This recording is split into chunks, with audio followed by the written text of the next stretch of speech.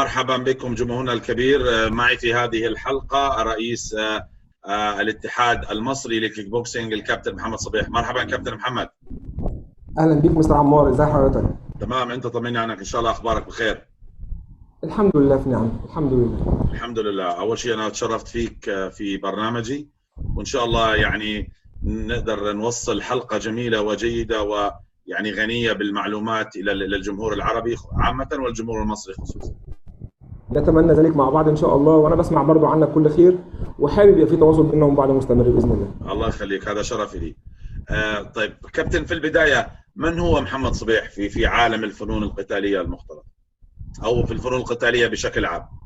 بشكل عام انا اسمي كابتن محمد صبيح. انا كنت لاعب في منتخب مصر القومي للكونغ فو في الصغر يعني، ثم كنت لاعب في منتخب مصر القومي للكيك بوكسينج، ثم مدرب منتخب مصر القومي للانسات، ثم مدرب منتخب مصر القومي للرجال للكيك بوكسينج، ثم مدير فني منتخب مصر، رئيس كيان اسمه EMA. الكيان ده مثل مصر عربيا وعالميا طيلة 10 سنوات.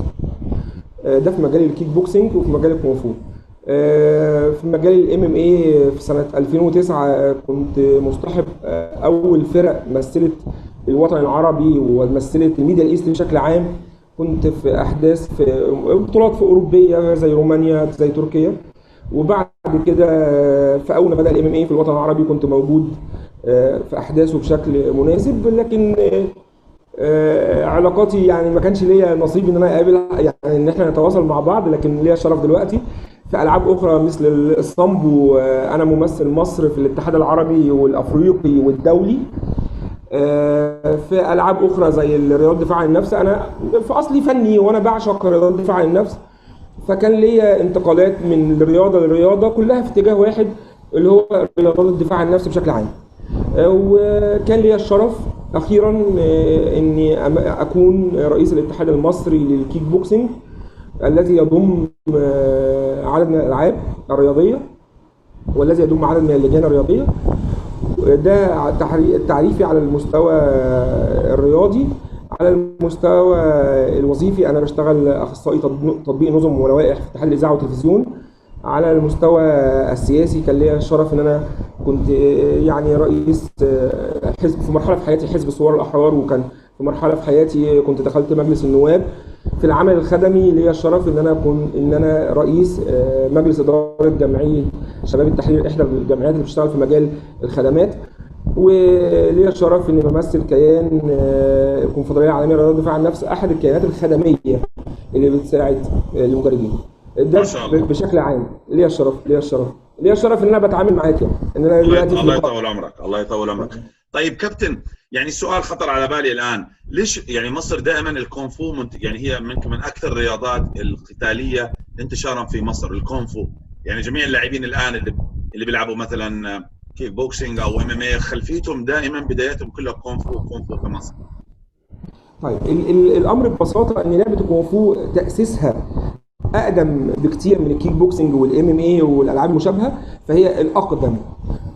ثانيا الكونغ فو كان له انتشار كبير جدا، واحنا معظمنا بدانا منه واتنقلنا لرياضات اخرى. يعني انا مش عارف حضرتك اصلك الفن القتالي الاصيل بالنسبه لحضرتك كان ايه؟ انا بديت وانا صغير تايكوندو، بعدين بطلت على عمر 16 سنه، وبعدين بلشت جوجوتسو. هو الاصل فينا ان كل حد بيهوى رياضه الكونغ فو رياضه متكامله فيها لعب بالايد والرجل المصارعه. فكالعاب بقى قريبه من بعض، اللي بيلعب العابنا دي يقدر يقرب من الكيك بوكسنج، يقدر يقرب من الMMA، يقدر يقرب من الصامبو، يقدر يقرب من الرياضات المشابهه. فهو تاريخ الكونغ فو الكبير في مصر ونتائجه العالميه الكبيره في مصر، وكان لنا الشرف ان احنا نبقى جزء منه. وثم انتقلنا لالعاب اخرى لحد ما وصلنا للي احنا فيه دلوقتي، زي ما حضرتك حصل معاك وزي ما بيحصل في معظم الوطن العربي. حضرتك كل حد بيحب الرياضه بيبدا في فن قتالي، وبعدين بيبقى عنده رغبه في اشباع رغباته القتاليه اكتر، فبينتقل لفن القتالي لحد ما وصلنا كلنا وبنشتغل MMA زي ما حضرتك بتشتغل. الله يعطيك الصحه والعافيه. طيب السؤال كابتن، الان هل انت كرئيس اتحاد كيك بوكسينج ومعاك لجان اخرى تحت اتحاد الكيك بوكسينج، اظن هي السامبو والMMA، اظن على معرفتي، اذا في اي لجنه ثانيه، لجنه اخرى منبثقه؟ سامبو، MMA، سافات، تايكو جيتسو، يعني عدد كبير من الالعاب الدفاع عن النفس الاخرى اللي ملهاش كيان في مصر. لجان عندنا بالفعل، وكل لجنه بنكونها لاي رياضه من الرياضات ديت اللي اسندت الينا الاشراف عليها، بيبقى في مجموعه من اهل اللعبه دي هم اللي بيديروها، لكن في الاخر احنا الجهه الرسميه اللي بيرجعوا لها باذن الله. طب هذه كل الالعاب، يعني مثلا انت السامبو، السافات والالعاب الاخرى، هل في ناس في مصر بتمارس هذه اللعبه؟ في بطولات تقام الى لهذه الالعاب بالتحديد؟ طبعا بص، احنا يعني هكلمك بشكل شخصي واكلمك بشكل اتحاد.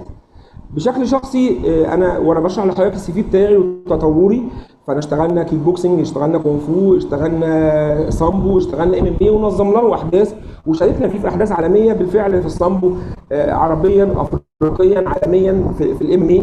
شاركنا في احداث كتير ونظمنا احداث كتير، الا ان الاتحاد المصري للكيك بوكسنج اصلا عمره صغير. الاتحاد المصري للكيك بوكسنج اشهر في 28/1/2020، يعني احنا بقى لنا حوالي 5 شهور او 6 شهور، منهم احداث كورونا و3 شهور اللي مروا، يعني تقريبا عمرنا شهرين. لكن الكوادر اللي معانا معظمها قيادات وكوادر لها خبرات كبيره في العمل، سواء في مجلس الاداره، وده اللي احنا بنشرف بيه، ان مجلس الاداره بتاعتنا فيه عدد كبير من الفنيين، سواء من لجان العمل الفنيه والاداريه اللي جوه الاتحاد، فيها كتير قوي من المتخصصين في اللعبه، سواء كانوا حكام سابقين او ابطال عالميين سابقين. فده بيسهل لنا اداره المنظومه الرياضيه بشكل فيه حب اكتر للرياضه. طيب كابتن، اذا اشرت انه اتحاد الكيك بوكسينج فقط من شهرين، واظن اتحاد المويتاي ايضا يعني عمره قصير، طب ليش الرياضات القتاليه مثل هذه اللي في مصر اتاخر اشهار اتحاد خاص في هذه الرياضات؟ يعني المصارعه معروفه في مصر موجوده وهم من اسياد العالم، الجودو موجوده، لكن المويتاي، الكيك بوكسينج، الالعاب الفرديه القتاليه الاخرى اللي فيها لكم وضرب، ليش تاخر اشهار اتحاد او لجان لهذه الالعاب في مصر؟ بص، احنا هكلمك على الكيك بوكسنج بشكل خاص، وحضرتك تقدر تطبق نفس الامر على الام ام اي. احنا في الكيك بوكسنج قعدنا فتره طويله قوي نحارب عشان نقدر نعمل اتحاد. يعني كنا في الاول لجان في اتحادات اخرى، وما كانتش بتساعدنا نكون موجودين.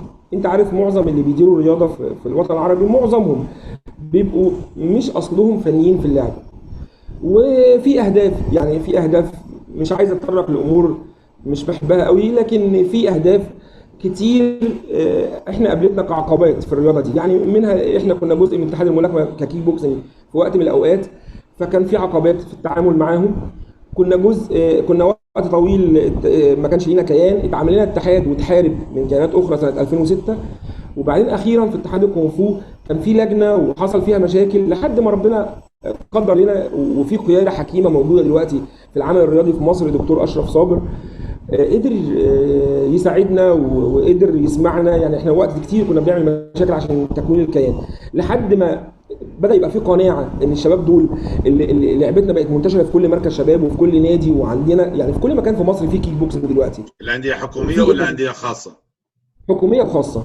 فبقت الرياضه موجوده بشكل قوي في مصر. فبالفعل بعد ما اثبتنا وجودنا على ارض الواقع، فرضنا على الاخرين احترامنا، وجت الدوله وساعدتنا في النهايه، وكان لينا وبقى لينا كيان الحمد لله.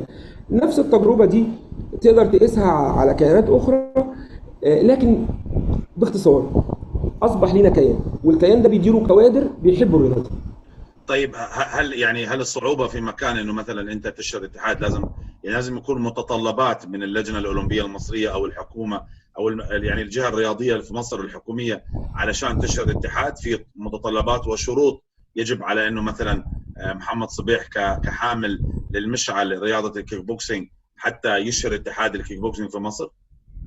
بص، يعني اكلم حضرتك بصراحه، القانون بيتطلب بعض الاشتراطات، لكن اوقات بتقابل موظف مش عايز يساعد، فكان كتير قوي الامور بتتعطل. احنا زمان في حياتنا كنا لاعبين وكنا مدربين، ما كانش عندنا خبرات اداريه كافيه، فما قدرناش نحافظ او نبني الكيان ده. لكن لما قدر لنا ربنا ان احنا نكبر وخبراتنا تقدر سواء رياضيا او اداريا، قدرنا نفهم القانون صحيح وقدرنا نطبقه علينا بشكل صحيح. ولما توجهنا للجهات الاداريه او القانونيه في مصر، يعني كان في شويه عقبات من سمعه قديمه عن اللعبات بتاعتنا دي، الى ان في النهايه لا يصح الا الصحيح. كان الاتحاد المصري للكيك بوكسنج، وان شاء الله هيبقى موجود بقوه على الساحه العالميه. احنا على فكره مؤسسين في الاتحاد العربي للكيك بوكسنج، هو يعني احنا كمصر مؤسسين في الاتحاد العربي، لكن ما كانش لينا شرف يكون لينا اتحاد، لكن لاول مره هنشارك ان شاء الله في الحدث اللي جاي، في احداثنا اللي جايه عربيا وعالميا باسم كيان رسمي في مصر اسمه الاتحاد المصري كيك بوكسنج. ده معناه ان افضل كوادر في مصر هي اللي هتمثل. ده معناه ان هتشوفوا في بطولاتكم سواء MMA او كيك بوكسنج اللي انتم يعني لكم، مش يعني احنا بنفتخر بيكم كاخوه عرب، عملتوا تطور كبير قوي في عالمكم الرياضي ده. هتشوفوا مصر بجد، وهتشوفوا اللي يمثل مصر هو فعلا بطل مصر. اللي انت مش هيخفي عليك ان احنا متطورين جدا في العاب اخرى زي المصارعه، زي الملاكمه، زي الجودو، زي فلما تقول ده كله يتكامل ونجي لكم بعد كده في منافسه واللي جاي ده بيمثل مصر هو اقوى حد في مصر، ده معناه ان شاء الله ان احنا نطمح لصداره افريقيا وصداره الوطن العربي في البدايه، وان شاء الله مستمرين في يعني في هدف اساسي اللي هو تحقيق نتائج عالميه مشرفه باسم مصر باذن الله. باذن الله. طب هل الان في خطه عمل، يعني راح تكون في بطولات في جميع محافظات مصر لتشكيل المنتخب المصري لكيك بوكسينج، او كيف خطه العمل اللي عند رئيس الاتحاد محمد صبيحي؟ يعني خطه العمل بيتبناها دلوقتي مجلس اداره الاتحاد الحمد لله انا اشرف برئاسته، ويتبناها الكوادر الفنيه والاداريه اللي معانا، ويتبناها كل المدربين اللي نضلت من اجل انشاء الاتحاد ده. احنا في البدايه عاملين بطولات في كل المراحل السنيه، وده ما كانش موجود قبل كده متاح. ففي البدايه عندنا كل المراحل السنيه هيكون فيها بطولات، ده النص الاول من السنه. ثم عندنا ابتكار لانواع اخرى من البطولات تتعمل في النص الثاني من السنه، زي دوري الانديه ودوري المحافظات، وهنطبق نظام الدوري في مصر. وعندنا على التوازي دوري المحترفين ان شاء الله يقام، وهيكون ده في شكل برنامج تلفزيوني ان شاء الله تتابعوه معانا. فده هيخلينا هيبقى في احتكاك اكبر للمنتخب المصري. يعني انا لو قارنت، انت لو قلت اي بلد عربي زي الاردن مثلا او زي الامارات، عدد الممارسين للفن القتالي قد ايه، وقلت في مصر قد ايه، ما كناش في احتكاك اكبر، ما كناش بنختار افضل العناصر اللي تمثلنا. لكن اللي جاي ان شاء الله هيبقى الاحتكاك الكبير ده اللي احنا بنخطط له هو اللي هيطلع افضل عناصر اللي يخلينا نقدر ان شاء الله في مشاركتنا نعمل افضل نتائج باذن الله. باذن الله. طب انت في اعتقادك كم لاعب مصري ممكن يكون بين مرحله الشباب والرجال في الكيك بوكسينج؟ كم لاعب في جمهوريه مصر كامله ممكن يكونوا عدد اللعيبه؟ انا هقول لك ان اول حدث نظمناه بعد انشاء الاتحاد حضروا اكتر من 5000 لاعب. مش رقم مش رقم وخلاص. يعني انا يعني بتمنى عليك في الحلقه بتاعتك دي وانت بتمنتجها ابعت لك لقطات الايفنتات بتاعتنا. اول ايفنت لينا في تاريخنا حضروا عدد اكبر من اللاعبين كلاعبين مشاركين مش متفرجين، مشاركين حوالي 5000 لاعب. لعبناه على 6 ملاعب في نفس الوقت على 6 ايام. كانت ملحمه دي البدايه. وعايز اقول لك ان البدايه دي من وجهه نظرنا هي الناس بيقولوا علينا احنا اتحاد ولد عملاقا، لكن من وجهه نظرنا طموحنا اكبر بكتير من ده. وانا عارف ان مفيش دوله يعني من دولنا المحيطه تقدر تعمل حدث مش تقدر تنظم. عندكم كوادر تنظيميه في كل الوطن العربي ما اختلفناش، لكن اقصد بالاعداد دي. فالاعداد دي هي النواه اللي هنختار منها المنتخب القومي اللي هيكون النواه للمشاركه في الاحداث العالميه اللي ان شاء الله نقدر نرجع لصدارتنا اللي احنا بنحلم بيها طول عمرنا باذن الله. طب هل حيكون في منتخب مصري للكيك بوكسينج محترف، يعني لاعب محترف يتقاضى مقابل مادي من الاتحاد المصري علشان يعني يركز في التدريب علشان يوصل الى مرحله من العالم؟ تعرف انت كرياضي اذا ما كان عندك الوقت التفرغ وتعطي الرياضه مجهود ووقتك وكل شيء، فاللاعب ايضا يحتاج الى احتراف، يحتاج الى انه يكون يعني مرتاح ماديا او مرتاح ذهنيا حتى يبدع. فهل حيكون في فريق مصري محترف يتقاضى مقابل مادي لهذا الاحتراف؟ احنا دلوقتي بنضع اساس للرياضه دي في مصر بشكل كلنا كنا طول عمرنا بنحلم بيه. احنا عندنا بعد للرياضه على مستوى الهواه، فليه بطولات بنختار منها المنتخبات القوميه للهواه. وعندنا بعد اللي انا كلمته لك اللي اسمه دوري المحترفين، هنختار افضل 8 لعيبه في مصر في كل وزن، وهنعمل بينهم بعض دوري هيتوزع على 6 شهور. كل لاعب هيلاعب السبعه، فده هيطلع لنا افضل عنصر من العناصر. العنصر ده هنعمل له اعداد مناسب عشان نقدر نشاركه على مستوى الاحتراف. فده بقى بالنسبه لنا هيبقى في منتخب للهواه ومنتخب للاحتراف. لو انا قدرت ان الولاد دول اجهزهم بشكل كويس واعمل لهم احتكاكات بشكل كويس ويتعمل لهم معسكرات مناسبه بشكل كويس، ده معناه ان شاء الله ان اللي هيطلع من مصر هيبقى الى حد ما جاهز لعالم الاحتراف، حتى لو كانت خبرته محدوده. يعني اكيد الواحد لازم هناك نقطه ينطلق منها يبدا للاحتراف، راح يجي اول شيء يكسب الخبره حتى يوصل الى انه للصداره، يعني بدل ما نكون من اتحاد ناشئ. طب كابتن محمد، هل في دعم من الحكومه لهذا الاتحاد؟ احنا القانون عندنا ليه اول سنه احنا ما عندناش دعم، لكن بعد كده المفروض يبقى في دعم. يعني احنا المفروض ابتداء من 1/7 هيكون لنا دعم من وزاره الشباب والرياضه. لا، من وقت ما اسسنا لحد النهارده احنا كنا بندعم بشكل شخصي الى ان عملنا اول بطوله لينا، وكان العدد ده كله، والاشتراكات دي اللي بيدفعوها الاولاد في البطولات هي اللي كانت الداعم لينا لعمل ميزانيه نقدر نصرف منها كل الفتره اللي فاتت. وفي اللي جاي ان شاء الله هيبقى في دعم مع الاشتراكات. يعني عايز اقول لحضرتك وانت استاذ في التنظيم، يعني الاعداد دي كلها في الاخر بتترجم لاشتراكات، ولو في اداره حكيمه لاداره الموارد دي فده معناها يبقى منتخب قومي كويس يتم اعداده بشكل كويس، وده معناها باذن الله نتائج كويسه. مع البعد الاخر اللي هو دعم الدوله، فده معناه ان شاء الله ان احنا نكون موجودين بقوه باذن الله.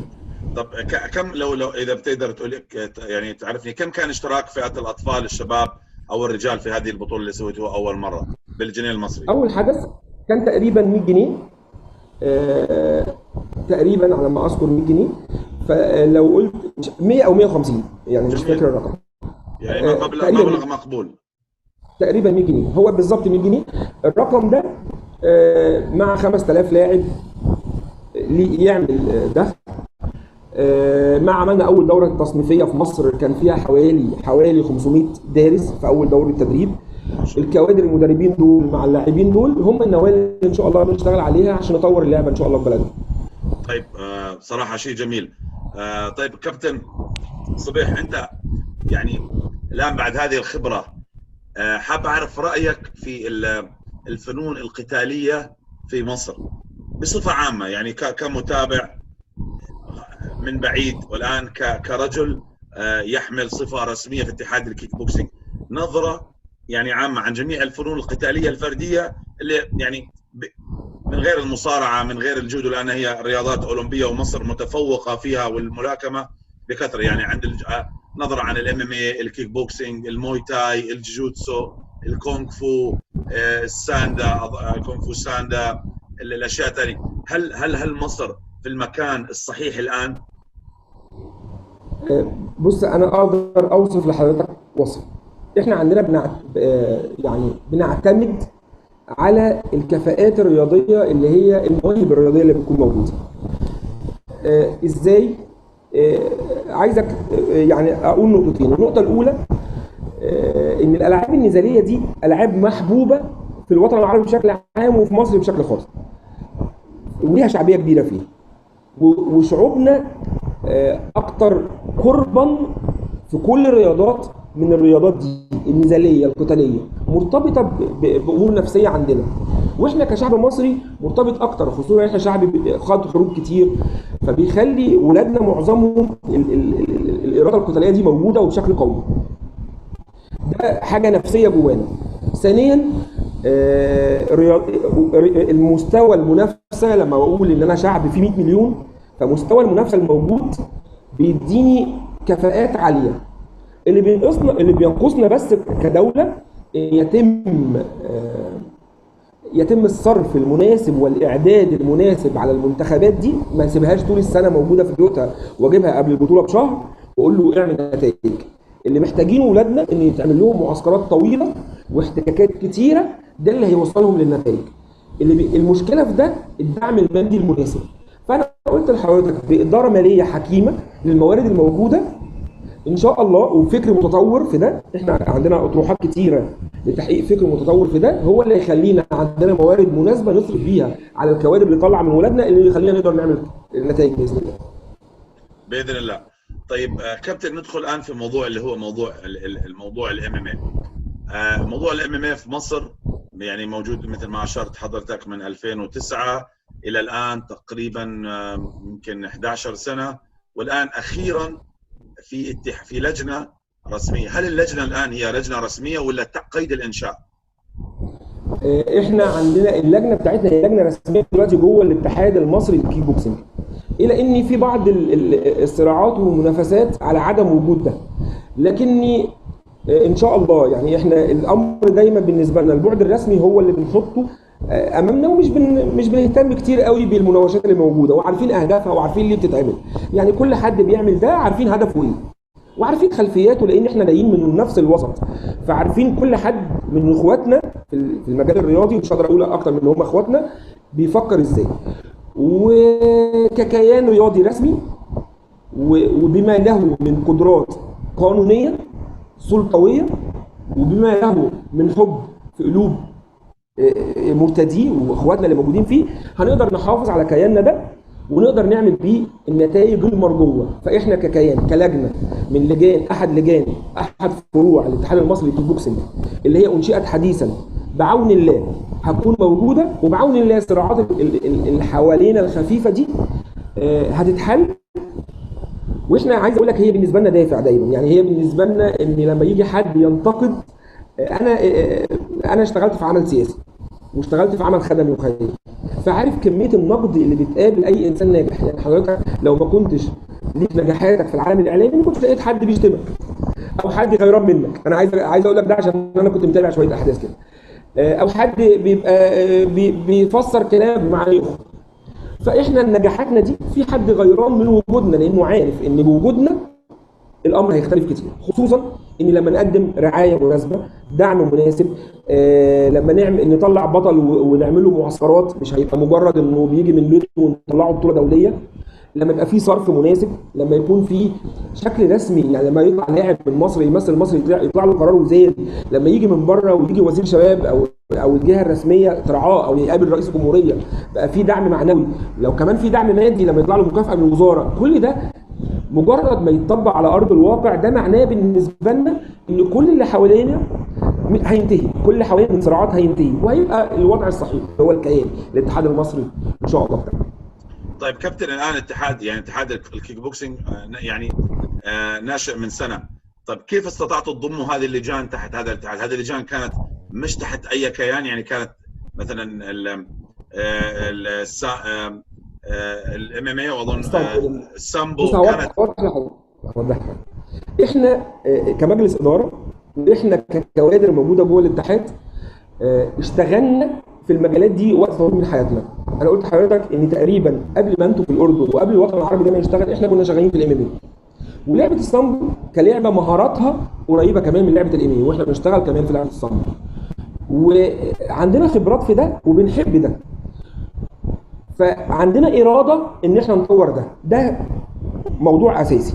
موضوع تاني ان كان في ناس بتستفيد من عدم وجود كيان اتحاد رسمي يرعى اللعبه دي، فكان بتستخدمه في امور غير شرعيه في الدوله.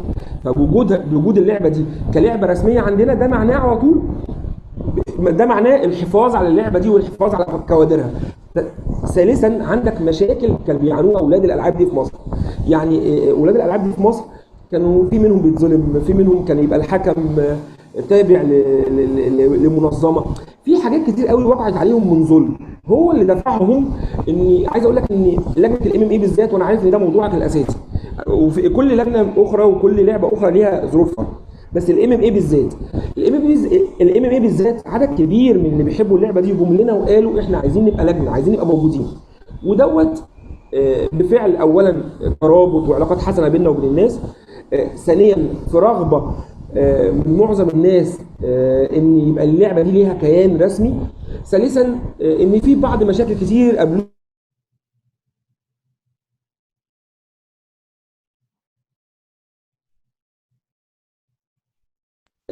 فكانت النهايه وجود اللجنه بكوادر من كوادر الام ام اي تحت اداره الكيان، اللي هنشوف ان شاء الله منه في اول احداثنا اختلاف كبير قوي في عالم التنظيم، اختلاف كبير قوي في العمل الحقيقي، اختلاف كبير قوي في الاختيار، اختلاف كبير قوي في التحكيم، اللي يخلينا في الاخر كيان يرتضيه ولادنا من المصريين، وكيان نرضى احنا عنه ان هو ده اللي يمثل مصر بشكل سليم وبشكل مناسب لسمعه مصر. طيب سؤال اخر كابتن، الان اللجان المنبثقه تحت اتحاد الكيك بوكسينج، يعني الكيك بوكسينج اكيد في عندكم مدربين مصريين اكفاء في الكيك بوكسينج، هل في مدربين مصريين في السامبو؟ هل مدربين مصريين في اللعبه الثانيه اللي هي لعبه يعني اللجان، هل هناك مدربين مصريين او راح تعتمدوا تجيبوا مدربين اجانب في هذه اللجان اذا ما كان في مدرب مصري في هذه الرياضه؟ انا يعني كل كلامي هقوله معاك عن الام ام اي تقدر تطبقه في كل الالعاب الاخرى. احنا في البدايه هنعتمد على الكوادر المصريه. حتى قصدي على الالعاب الثانيه، يعني اللي هي السامبو او اللجان الاخرى المنبثقه تحت الام ام اي. يعني انا البرنامج مش خاص فقط في الام ام اي، يعني انا حابب اتكلم عن الكيك بوكسينج، عن السامبو، عن اي شيء، ولكن هل يعني الاتحاد راح يعتمد في البدايه على المدرب المصري؟ انا عايز اقول لحضرتك اللي بيدير الكيان ده ناس اصلهم فني. يعني انا حكيت لك عن نفسي وما حكيتلكش عن بقيه اعضاء مجلس الاداره. يعني معظمنا ناس اصلهم فني، فعارفين. وطبعا يعني كنا بنتألم جدا لما ما نقدرش نحقق النتائج المرجوه عشان الظروف اللي انا حكيتها لحضرتك من شويه. فبنعرف ازاي نختار افضل الكوادر. مصر فيها كوادر. أكيد. المشكله على راي المصريين دائما بتقولوا مصر ولاده. الله عليك. فالمشكله في الاختيار الصحيح، هل هنختار على بعد المحسوبيه ولا نختار على بعد ان ده الانسب في المكان ده؟ هنختار الكوادر الانسب لاداره المنظومه، وهنستخدم العلم في اداره المنظومه. يعني كمان هندخل في منظومتنا فكر علمي، وهجيب ناس تطبقوا معايا، وهحاول مع بعض في اول موسم لينا التجربه بالكوادر المصريه. لو قدرنا نحقق نتائج المرجوه اللي بنطمح لها في خطه عملنا، لان عملنا خطه تصاعديه للعمل، لو قدرنا نوصل للنتائج دي هيبقى هم الكوادر المصريه هنكمل بيهم، وده حلمنا وبنتمنى ده، واحنا عندنا ثقه فيهم ملهاش حدود. الى اني لو لقيت في خلافات او في مشاكل ما تخلينيش ابقى حاسس ان النتائج دي هي الانسب لسمعه مصر، هضطر استخدم خبرات اجنبيه تساعدني في المنتخبات القوميه باذن الله. كلام رائع، كلام جميل. طيب كابتن، الان هذه اللجان المنبثقه تحت اتحاد الكيك بوكسينج، هل في له عمر راح انتم تحولوها يكون اتحاد او راح تبقى لجان؟ طيب احنا في بس عايز اوضح لحضرتك. اتفضل. في فكر في اداره الامر ده، وباسباب كتيره كنا بندير المنظومه دي، لكن احنا مش عندنا في كل الاحوال اعتراض ان اي لجنه من لجان الاتحاد تبقى في يوم من الايام اتحاد مستقل. احنا نفسنا ككيك بوكسنج عانينا كتير في وجود اتحادات اخرى، لكن احنا عندنا خطه عمل من ناس عانت. يعني احنا كناس عانينا من ظلم كتير، فمش هنطبق نفس حقوق، لا بالعكس، احنا هنخلي ولاد الام ام اي ياخدوا حقهم بشكل كامل، وولاد الالعاب الاخرى ياخدوا اللجان اللي عندنا ياخدوا يعني حقهم بشكل كامل. الى اني انت عارف وانا عارف ان لعبتنا في الاول وفي الاخر هي استثمار رياضي كام ام اي اللي احنا محل حوارنا. وانت عارف وانا عارف ان لعبتنا في جهات في العالم بتحاول تنشئ لها اتحاد دولي، ولكنها لحد دلوقتي نقدر نقول عليها منظمات. في يعني في اكتر من كيان في العالم وهي منظمات، فبيحاولوا يبقوا اتحاد دولي زي يعني اكتر من كيان. واحنا الوزاره عندنا عشان تعمل اتحاد دولي للعبه، عشان تعمل اتحاد مصري للعبه، لازم اللعبه دي يبقى ليها اتحاد دولي. فمش هيتعمل اتحاد مصري للعبه الا لما يكون ليها اتحاد دولي. فطول ما اللعبه دي ملهاش قدره انها تكون لعبه ليها اتحاد في مصر، فاحنا بنساعد ولادها. اول ما يبقى ليهم المقومات الكامله ان هم يبقى ليهم كيان في مصر، هنساعدهم كمان يبقى ليهم اتحاد في مصر. طيب. دي الفكره بشكل عام، هنساعد لحد ما يبقى ليهم كيان. طيب كابتن، الان الاتحاد يعني شوف، اكبر بطوله للام ام في العالم هي اليو اف سي، وامريكا ما في اتحاد للاحتراف، هناك اتحاد فقط اللي هو الاي ام ام اف اي، وفي الجاما اتحاد. كل الاتحادات الموجوده في الدول الاجنبيه اكثرها هو، بس في الدول العربيه عندنا بالاردن اتحاد للاحتراف واللي هو، بالبحرين هناك في اتحاد للاحتراف واللي هو في الام ام اي.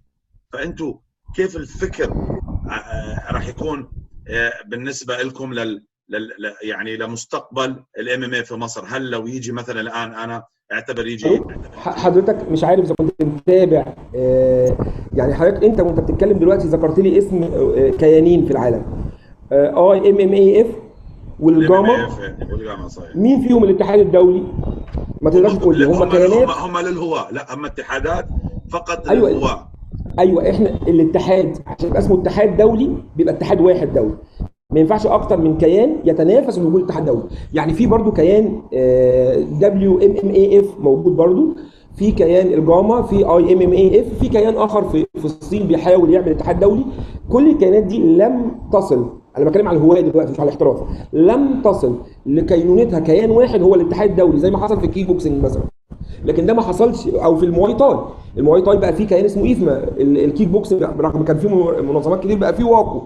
الام ام اي ما وصلش ان يبقى ليه اتحاد دولي واحد، في كيانات تتصارع في الهواه. وفي الاحتراف هو بزنس رياضي زي اليو اف سي في امريكا، او اللي منتشر في عالميا دلوقتي. فاحنا كلوائح وكقوانين بنقول ان مفيش اتحاد دولي للعبه دي. اتحاد دولي بمعناه اتحاد دولي اللي هو الاعتراف بيه من الجايزف، الاعتراف بيه من السبورت اكورد، اللي في الاخر يبقى اتحاد دولي واحد يجمع اللعبه دي. ده عائق من العوائق، البند ده وبنود اخرى عائق من العوائق التي تعترض طريق انشاء اتحاد مصري للعبه الام ام اي. فعشان كده لوجود التشابه الكبير ووجود يعني بين اللعبتين، عشان كده هي موجوده لجنه عندنا. لكن بمجرد ما كان ليها اتحاد دولي واحد في العالم اظن ما بقاش فيه مشكله ان احنا زي ما خدنا فرصتنا غيرنا ياخد فرصته ويبقى في اتحاد موحد. بس في فكره اساسيه فيه ان الاتحاد ده، احنا لما جينا نعمل اتحاد كيك بوكسنج مثلا دعينا كل الناس، دي مشكله اخرى. لما جينا نعمل اتحاد كيك بوكسنج دعينا كل الناس للتواجد عشان نعمل اتحاد يضم معظم الناس. احنا مؤمنين بفكره ان الناس كلها ما بتتفقش على حاجه واحده لان ده صعب، لكن بنقول معظم الناس تتفق. فبرضو احنا هنساعد في حاله واحده، ان يبقى معظم الناس متفقين يعملوا كيان، ما يبقاش في جهه معينه او فرد معين يستأثر الامر كله لنفسه. في الحاله دي هنساعد، وهنساعد اخواتنا وزمايلنا اللي هم جم لنا واحنا اتفقنا معاهم من اول يوم. هنساعدكم في البدايه الى ان تتوحد الصفوف ويبقى في اتحاد دولي للعبه دي. وفي الحاله دي انا اظن ان مفيش مشكله يبقى فيها ليها اتحاد مصري. اظن وزير الشباب والرياضه بتاعنا حد جميل قوي، حد اصله وده من حظنا الفتره دي ان هو اصله كان لاعب كاراتيه، واصله استاذ دكتور تربيه رياضيه، ففاهم في العاب الدفاع عن النفس. فهمه في العاب الدفاع عن النفس وقربه ليها مخليه حابب يعمل كيانات ليها. فاظن بمجرد ما تكتمل الاركان الاساسيه لتكوين كيان هيكون باذن الله. طيب كابتن، الان ما دام هناك يعني الان خلاص يعني الاتحاد الرسمي، اللجنه الرسميه للام موجوده في مصر، هل ممكن يجي طرف اخر يقدم على اوراق الاتحاد وياخذ اتحاد، او خلاص بالنسبه للحكومه الان هو يعني الوجه الرسمي للام في مصر هي اللجنه المصريه للام؟ اصدقك القول، الاصل ان احنا دلوقتي الوجه الرسمي للعبه دي، لكن ده مش معناه ان مش من حق اي جهه انها تحاول تعمل كيان. مثال، احنا كنا لجنه جوه اتحاد الكونغ فو، احنا ككيك بوكسنج بشكل عام كنا لجنه جوه اتحاد الكونغ فو، لكن ده ما عطلناش ان احنا نقدم اوراق وملفات عشان ناسس اتحاد. هو الامر دلوقتي الام اي لجنه عندنا هي الوجه الرسمي اللي بتتعامل عالميا دلوقتي الاتحاد المصري للكيك بوكسنج، الى ان ده ما يعطلش ان اي جهه من الجهات بتحلم انها تكون اتحاد تقدم ملف. بس الملف ده اللي فيه شروط، لو هي قدرت تحقق كل الشروط دي في الحاله دي ممكن يبقى في اتحاد اخر اذا كانت الاراده السياسيه عايزه تعمل اتحاد اخر، ولا راح اتحاد يكون موجود اتحاد وتلغى اللجنه المصريه للام؟ في الحاله دي هيبقى في اتحاد اخر للعبه، في حاله ان يبقى الاراده السياسيه، في حاله ان يبقى في اوراق كامله للعبه دي بشروط مناسبه عشان يتعمل كيان. يعني احنا عندنا مجموعه شروط على اساسها ممكن يتعمل لك اتحاد او لا. انا عايز اقول لك ان التوقيت اللي احنا فيه في مصر ده هو افضل توقيت لاقامه اي اتحاد للقياده الرياضيه اللي موجوده، اللي هي فاهمه وحابه تعمل كوادر جديده، وخصوصا في اللجنه الاولمبيه المصريه. المهندس هشام حطب شخصيه متفاهمه جدا، وفي وزاره الشباب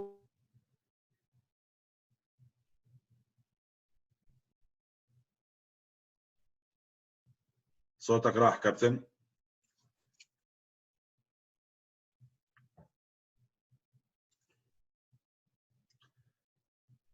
الو، صوتك راح كابتن. تكلمنا من عند هشام ابو حطب كده سامعني كويس؟ هشام ابو حطب شخص فاهم.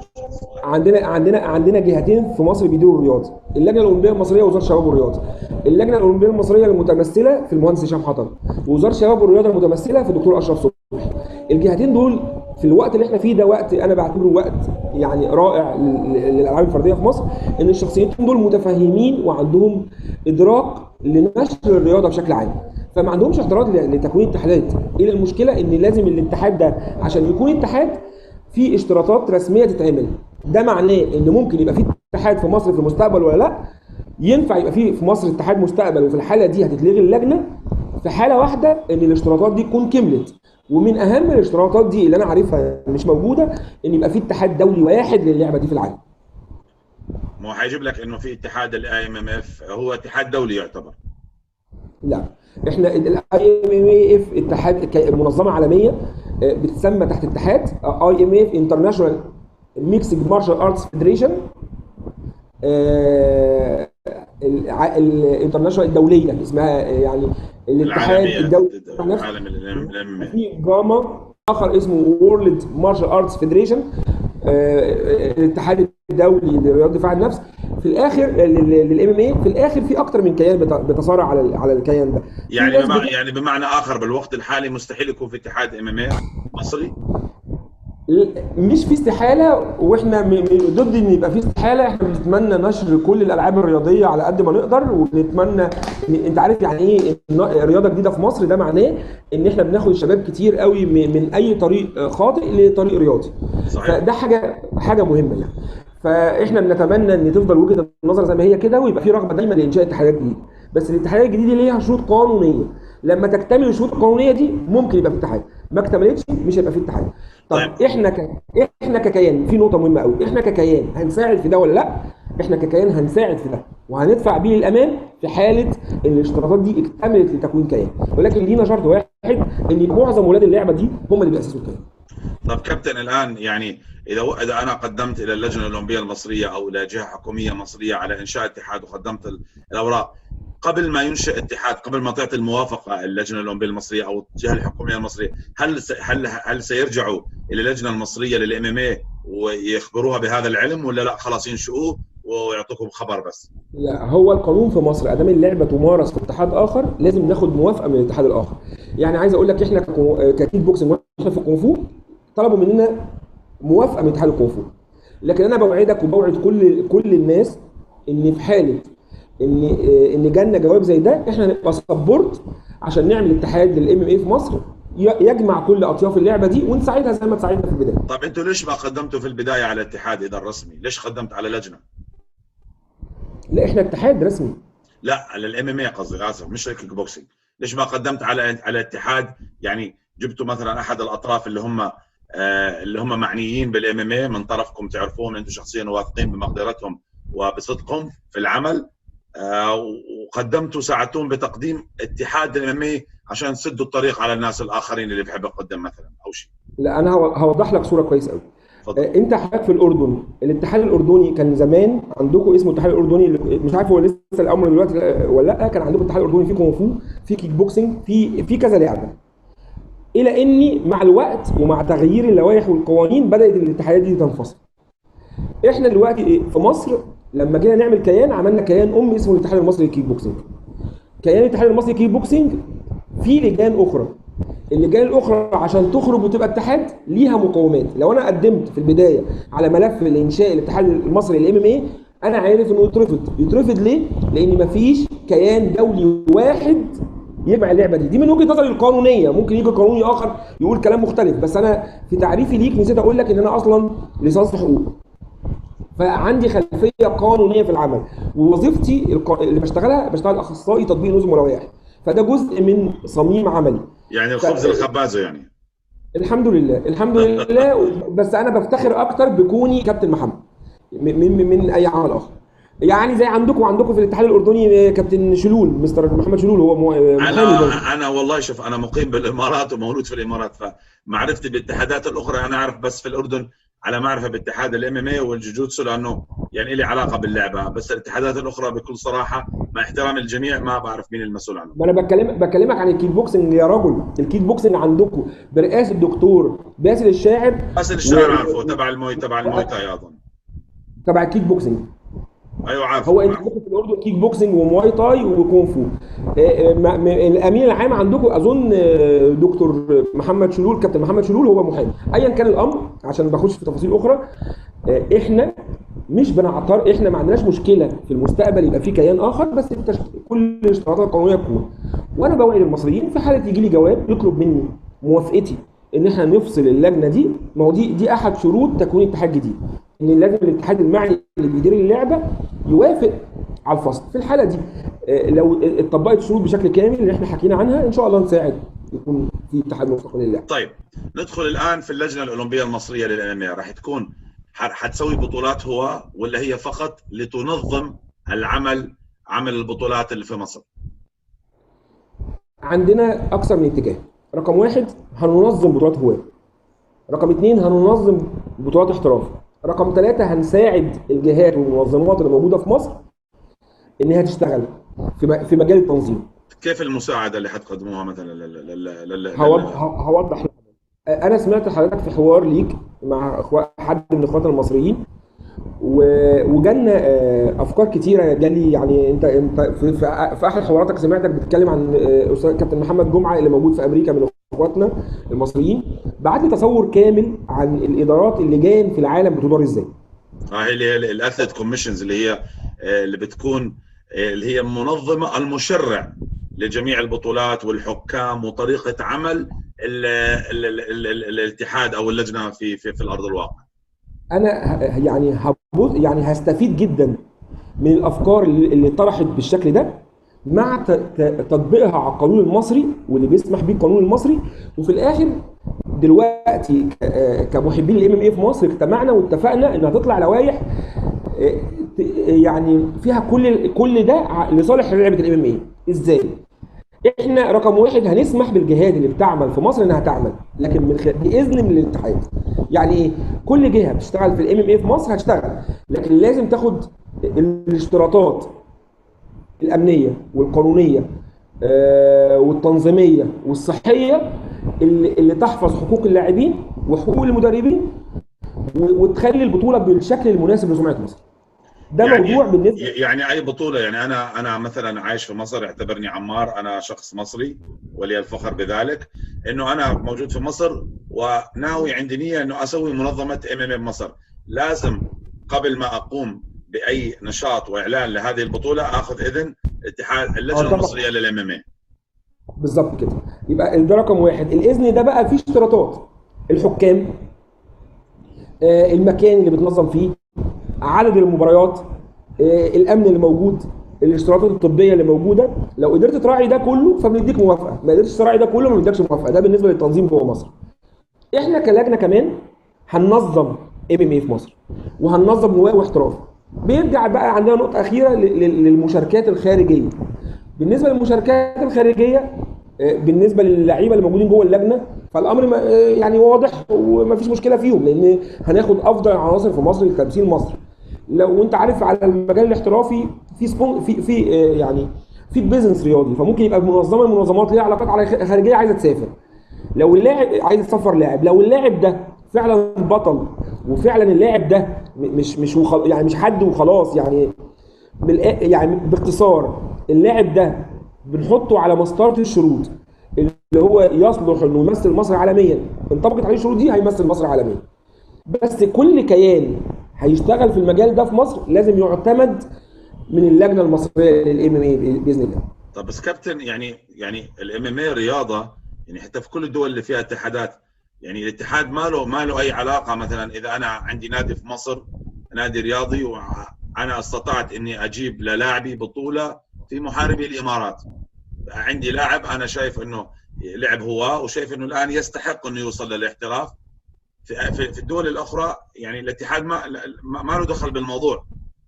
لا، ان احنا نوضح لك، احنا في الاخر بنتبع لقوانين مصريه.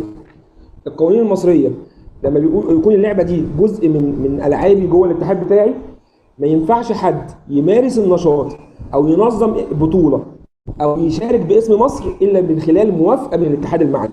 ده القانون في مصر. الا ان احنا كاشخاص عندنا مرونه اكتر لتفهم الجزء اللي حضرتك بتتكلم فيه. فببساطه لو اللاعب ده هو فعلا لاعب ام ام اي انا مش عايز اتطرق لنقط اخرى. احنا في مصر وفي الدول العربيه كتير في متفشيه ظاهره هروب اللاعبين وخروج اللاعبين وعدم رجوعهم. لا لا، فاحنا احنا خلينا بالشق الرياضي، ما لناش دخل بالشق الثاني. ما دام اللاعب ده رياضي فعلا ومطلوب للمباراه، طبعا هنساعده يطلع، ما عندناش مشكله، ويعملوا قرار وزاري كمان. طيب كلام جميل. هل يا ترى راح يكون في كمان يعني الحكام الان المصريين، يعني هل هم كيف هم حكام دوليين في الام ام اي؟ هل في لجنه جهه رسميه مخوله من العالم اعطتهم الشهادات التحكيميه؟ باختصار، الام ام اي على مستوى الاحتراف بيدار من خلال جهات استثماريه او شركات، الى ان احنا بنستعين بالكوادر اللي موجوده في مصر اللي مارست الام ام اي، وبنعمل لهم دورات تحكيميه للمدربين وللحكام. مين اللي هيعمل الدورات كابتن التحكيميه مثلا؟ الكوادر المصريه اللي موجوده. بس مع احترامي للجميع، يعني انا بناقشك نقاش حر، ولكن الكوادر المصريه مين اللي اعطاها يعني انت في اتحاد الكيك بوكسينج الان يجب انه يكون حكم، او بالموي تاي او بالمصارعه حكم رسمي مع شهاده رسميه معترف فيها من يعني هيئه من الاتحاد العالمي، علشان هو اللي يخليه يخوله. اديني مثال الاتحاد العالمي. لما بتكلم عندك على الموي تاي او المصارعه. خلينا واحده احنا بنتكلم على الام ام اي، احنا بنتكلم على حكم ام ام اي. لما حضرتك بتتكلم عندك في البطوله اللي انت كنت مشاركها من كام يوم، محاربي الامارات، مين اللي معتمد الحكم اللي عندك انه يحكم البطوله دي؟ ممكن تقول لي؟ هلا في نوعين. في مثلا الحكم التونسي اللي عندنا معروف هو حلمي الاندلسي، هو معاه شهاده رسميه من منظمه عالميه هي المخوله في اعطاء حكام الام ام اي، لانه في شروط، في طرق حكام في تحكيم الام ام اي نوعين، في الحكم اللي بالنص، الحكم الساحه اللي بالقفص، وفي الجاجز اللي بيكونوا القضاء اللي الثلاثه اللي بالهذا، فكل واحد عنده شروط لازم يعني تتبع هذه الشروط عشان تكون انت حكم رسمي. هلا ممكن انت في البطولات المحليه واحد يتدرب يحكم، ولكن تحتاج واحد رسمي مخول من لجنه اولمبيه عالميه، من لجنه رسميه اللي هي بالام ام اي فيها بيسموها الاثليت كوميشنز، هم هذول اللي بيجيبوا الحكام المخولين. او مش مظبوط. تعالى بس اوضح لك الصوره كويس. الام ام اي في العالم ليه تاريخ للنشأة وللتطور. الام ام اي في العالم لما جه نشأ من خلال منظمات في اصلها استثماريه زي اليو اف سي. المنظمات دي هي صاحبه القرار الاول والاخير في اثقال الكوادر اللي عندهم، في تطوير واثقال الكوادر اللي عندهم. يعني في البدايه انا بكلمك على التطور التاريخي.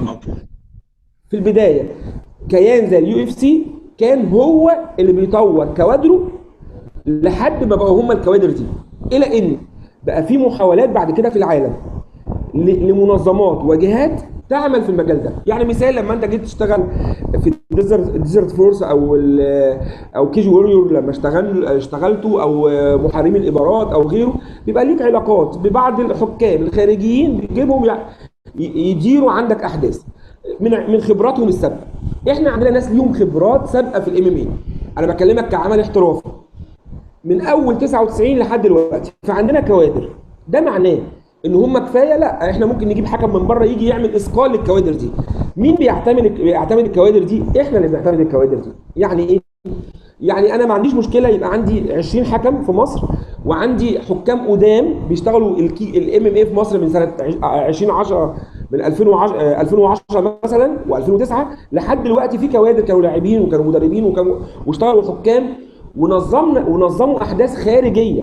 انا عايز اقول لك في منظمات من اللي عندك، يعني ووان، في منظمات كتير كنا احنا طرف في ان احنا بنجيب لهم حكام من بره من علاقاتنا الخارجيه. انا قلت لحضرتك انا بشتغل ام ام اي كشخص ومعايا مجموعه من 2009. انا عارف كابتن، بس انت من بره قصدك يعني حكام اجانب. حكام اجانب ممكن انا لو محتاج، لو انا الكوادر المستوى التحكيمي اللي عندي محتاج كوادر من بره ممكن اجيب لهم، بس انا عندي بالفعل كوادر جوه مصر ممكن تقوم بتنظيم العمل الداخلي في البطولات على مستوى مصر. اما لو انا عندي حدث عالمي او حدث كبير بيشارك فيه ابطال خارجيين، بحتاج حكم خارجي بجيب ده وبيعمل دورات صقل لحكامنا. لكن ما تقوليش ان مصر في الوقت ده كله ما عندهاش كوادر حكام يقدروا يديروا ايفنتات جوه مصر. لا لا عندنا كوادر. انا ما قلت الكلام كابتن، انا قلت انه يعني ده معنى كلامك. انا عندي كوادر تلعب MMA في مصر، وعندي مدربين تدرب MMA في مصر على اعلى مستوى، ولاعبين على اعلى مستوى، وعندي حكام على اعلى مستوى. انا مشكلتنا فين؟ مشكلتنا اللي بيطلع يمثل مصر ليس دائما، بعض الاحيان في عناصر كويسه. يعني انت حضرتك قاعد في الامارات عندك ابراهيم الصاوي لاعب بطل، لكن في اوقات كتير، وعندك محمود ومحمد والشباب اللي موجوده، ميدو، في شباب محترمه، لكن في اوقات كتير اللي بيطلع يمثل مصر مش هو الاكفأ لتمثيل مصر. هو الامر عندنا في كوادر كتير موجوده، لكن لا تتصدر المشهد. احنا هنخلي اللي يتصدر المشهد الاكفأ، مش صاحبنا، مش لاعب عندنا، لا الاكفأ. طيب داخليا في بطولاتنا الداخليه هنعمل كده.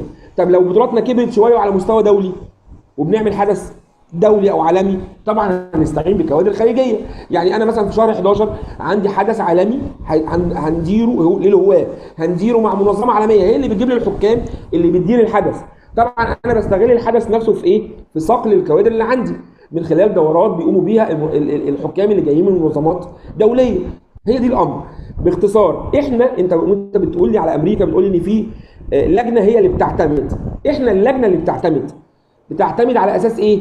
عندي كوادر مصريه زي ما كلمتك في البدايه عن اللاعبين، عندي كوادر مصريه هشتغل بيهم في حاله احتياجي في حدث اكبر لكوادر اكتر هجيب.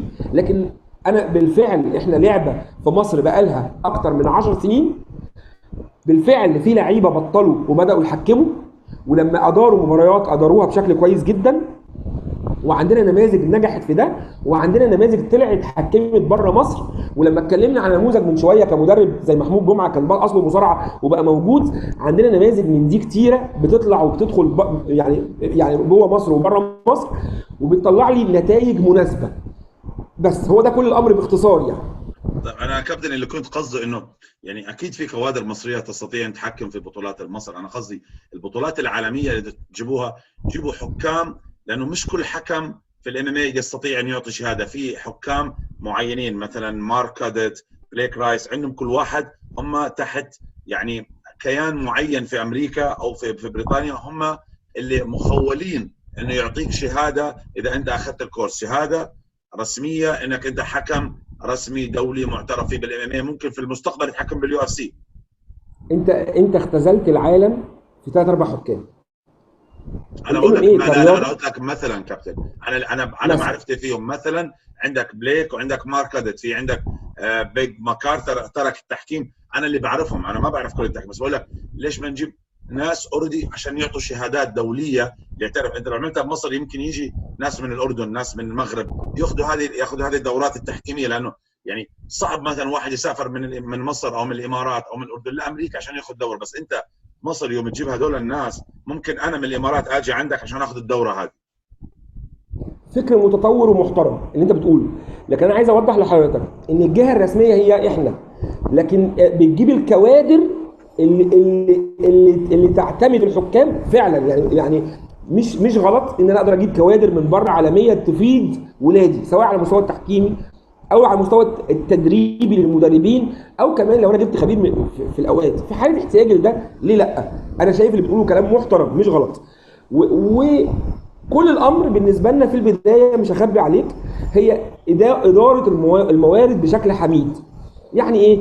يعني انا ببدا بالمتاح لحد ما اقدر ابقى حاسس اني محتاج اكتر هيكون. واول ما بيبقى عندي حدث دولي انا بستغل الفرصه ان انا اعمل حاجه زي كده. وانا بالفعل في شهر 11 ان شاء الله في خطتنا هيكون في حدث دولي في مصر، وهيكون في صقل للكوادر المصريه. حدث دولي للMMA عندنا ان شاء الله في خطه نشاطنا السنه دي في حدث دولي للسامبو في مصر برعايه الاتحاد الدولي.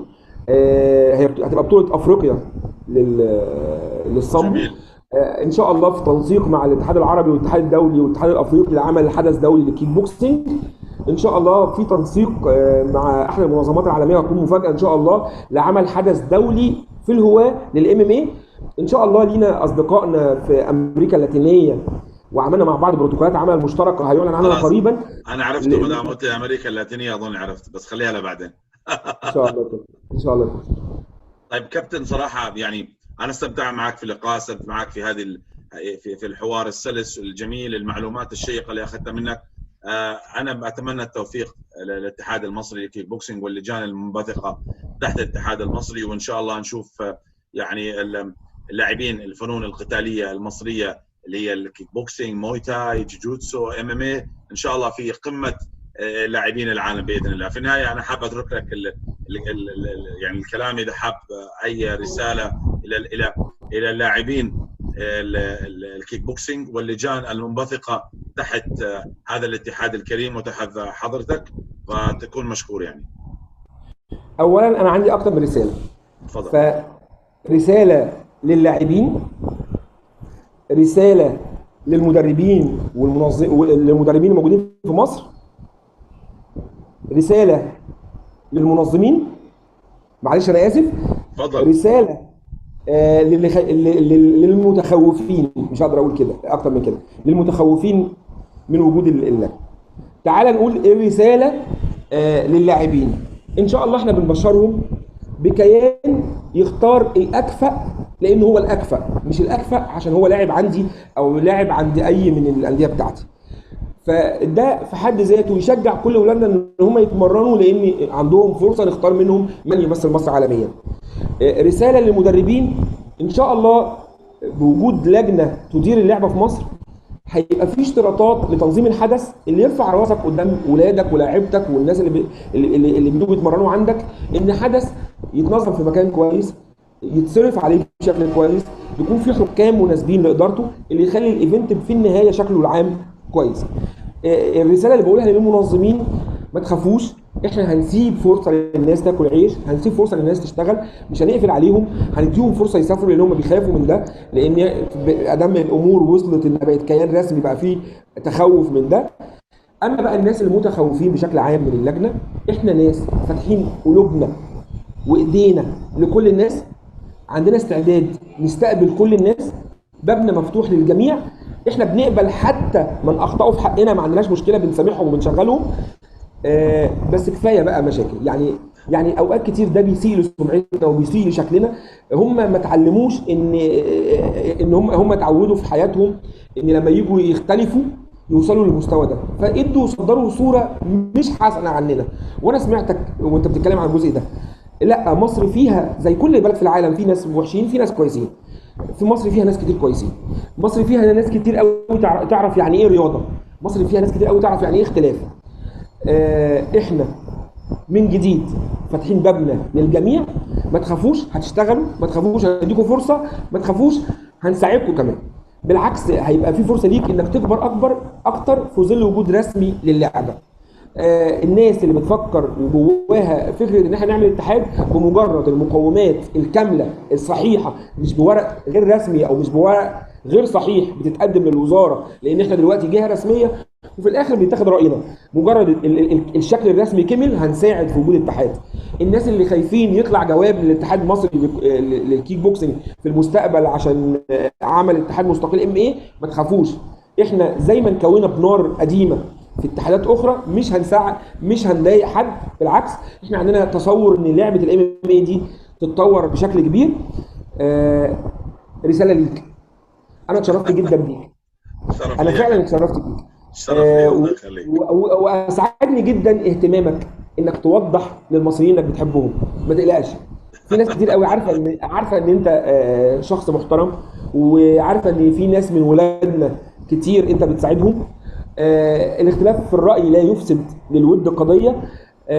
المسافات اللي بعدت بينك وبين حد من اخواتنا هنساعد ان احنا نقربها. هقول لك بالاسم، كابتن محمود بلياردو طيب ولكنه اوقات بينفعل. ان شاء الله، وهو لما على المستوى الشخصي لو جت فرصه وقعدنا مع بعض ان شاء الله هتكون هتلاقي الامور قربت جدا. ولادنا في مصر فيهم ناس طيبه جدا. احنا دي رسالتي ليك، لكن على المستوى العام عايز اقول لك احنا متابعين شغلك، انت شخص جميل، اتشرفنا بوجودنا. على المستوى الشخصي انا سعيد ان كنت معاك في البرنامج بتاعك، واتمنى ان شاء الله في اقرب ايفنت لينا في مصر تكون موجود معانا كضيف شرف للبطوله.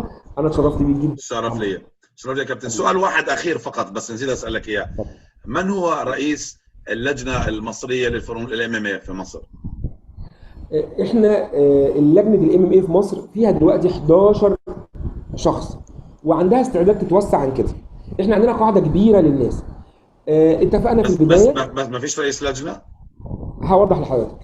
احنا خدنا عناصر هي من اهم عناصر الام ام اي في مصر، واتفقنا مع بعض ان هم مجلس لاداره الام ام اي في مصر.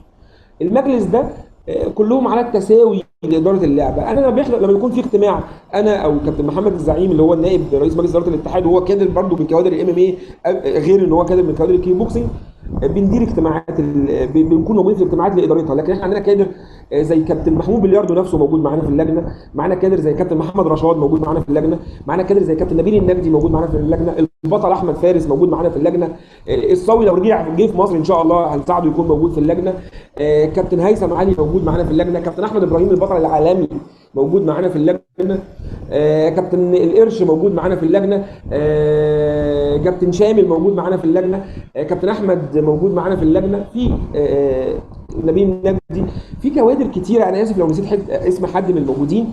كابتن عبد الهادي عبد السلام موجود معانا في اللجنه، معانا كابتن محمد زعيم مشرف اللجنه من قبل الاتحاد، معانا كابتن وانا يعني تحت امرهم وبساعد كل الموجودين. بنقعد على الترابيزه دائريه كلنا مع بعض، هدفنا الاساسي تطوير اللعبه دي في مصر، وفي اتفاق عام ان اللعبه دي لو في المستقبل قدروا يتفقوا ولادها هنساعدها. ده كل تصورنا ودي كل طريقه عملنا ان شاء الله. في الختام، شكرا لك على هذا الحوار الجميل، شكرا لك، وانا استمتعت كثير معك كابتن محمد صبيح. وانا بشكرك جدا والله. شكرا على وقتك، مع السلامه. مع السلامه. لا تنسوا الاشتراك بقناه اليوتيوب الخاصه بريال توك وذ عمار، ومشاركه هذه الحلقه مع اصدقائكم. دمتم بألف خير.